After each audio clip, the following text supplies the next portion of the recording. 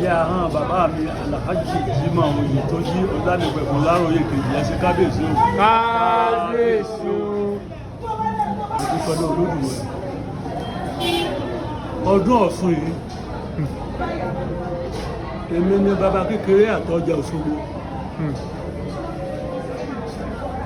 mo sì ń lo 95 lọ báyìí. ẹ pè fún àṣà 95 ẹ pè fún ọ̀rọ̀ ló sọgbó ọba kẹrin tí wọ́n bá sáyé ni kì í sèmi náà ọlọ́mọ bá ní o.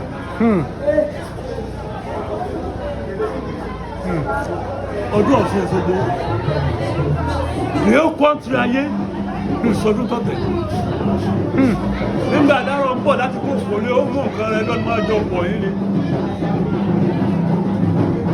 ilé Ọ̀ṣun tẹ́wọ́ ta ilé tí dárò kọ́kọ́ gbénu ọ̀pọ̀ arúndò ní ilé Ọ̀ṣun tó wà lọ́jà níbi dárò kọ́kọ́ tẹ̀dó sínú àti tìmáì bá dárò wá sóko yín ní ọwọ́ àtẹ̀ dárò lọ́tẹ̀ tó sóko èsì pọ̀ mú tìmáì lọ ọdẹ tìmáì pé ní kọ́ máa so